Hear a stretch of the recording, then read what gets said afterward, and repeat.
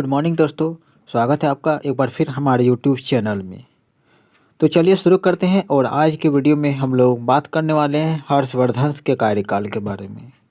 ठीक है, हर्षवर्धन के कार्यकाल के बारे में जानने से पहले मैं थोड़ा सा उसका स्टोरी हमें जान लेना चाहिए। तो चलिए इस स्टोरी के बारे में बताते हैं और यहाँ पर मैंने कुछ बातें लिखी हैं, उसको ध्यान से देखिएगा।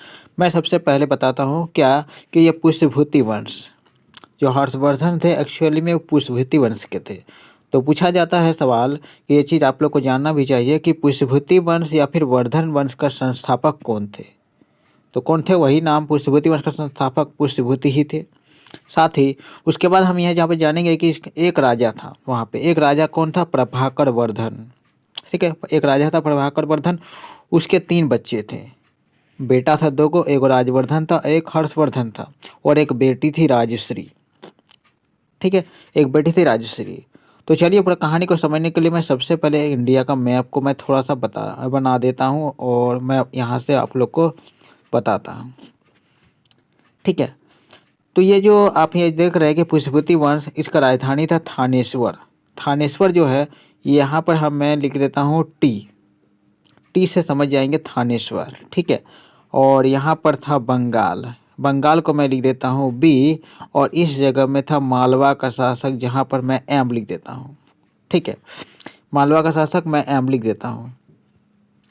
थोड़ा सा देखते हैं क्या चीज़ मैं बताना चाह रहा हूँ कि देखिए यहाँ पर जो होता क्या है कि जो इसका प्रभाकर वर्धन की बेटी जो रहती है राजश्री, उसका विवाह हो जाता है कन्नौज के राजा गृहवर्मा के साथ। ठीक है, प्रभाकर वर्धन की बेटी का यानी कि हर्षवर्धन के बहन का शादी कन्नौज के राजा गृहवर्मा के साथ हो जाता है। तो जिंदगी सब कुछ ठीक ठाक चल रहा था।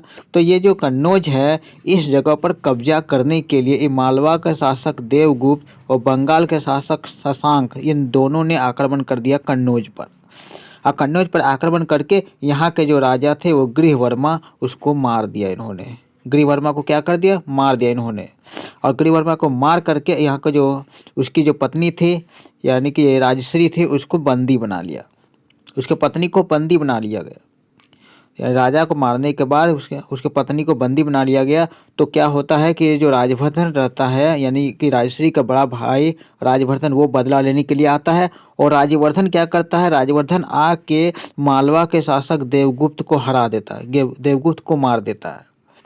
ठीक है, देवगुप्त को मार देता है। उसके बाद वो मारना चाहता है किसको? बंगाल के शासक। देखिए पहले तो वो मालवा का शासक देवगुप्त है, यहाँ पर हमने बंगाल का शासक को शशांक लिखना था। ठीक है, बंगाल का शासक यहाँ पर शशांक है। ठीक है, तो उसने क्या किया? सबसे पहले मालवा का शासक देवगुप्त को मार दिया और वह आगे बढ़ता है। वह अब चाह रहा है राजवर्धन की शशांक को मारने का। राजवर्धन अब शशांक को मारने का प्लान कर रहा होता। पहले तो इसलिए राजवर्धन ने, बड़े भाई ने शशांक को मार दिया। अब इसके फिराक में है कि कैसे बंगाल का शासक शशांक को मारेगा। तो लेकिन क्या करता है कि जब शशांक जो राजा रहता है, शशांक धोखे से इसको राजवर्धन को मार देता है। तो यानी कि इस तरीके से मार देने के बाद उसका जो छोटा भाई रहता है, यानी कि अब आता है हर्षवर्धन का एंट्री।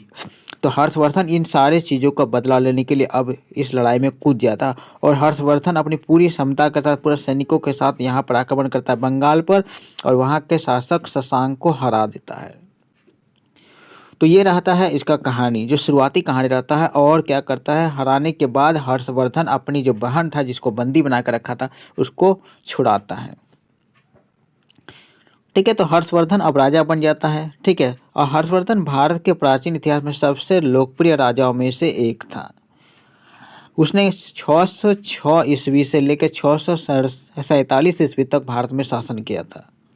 ठीक है, अब उसने क्या किया? उसने अब क्षेत्रीय वर्चस्व, जन कल्याण और धार्मिक सहिष्णुता के लिए काफ़ी प्रसिद्ध रहते हुए, धार्मिक सहिष्णुता यानी कि सभी धर्मों को बराबर इज्जत देते थे और लोगों को कल्याण में, जन कल्याण में वो बड़े बढ़ चढ़ के हिस्सा लेते थे। साथ ही वह कला, साहित्य और शिक्षा के महान संरक्षण थे।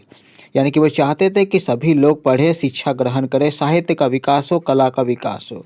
उन्होंने बहुत सारे भारत में मंदिर और मठ भी बनवाए थे। उसका राज काफ़ी बड़ा जगह तक फैला हुआ था, यानी कि उसका राज अफगानिस्तान से बांग्लादेश और नेपाल तक फैला हुआ था। ठीक है, और उसका जो राजधानी था कन्नौज, जो कि वर्तमान में आप उत्तर प्रदेश में जान सकते हैं, उत्तर प्रदेश के कानपुर के आसपास थी।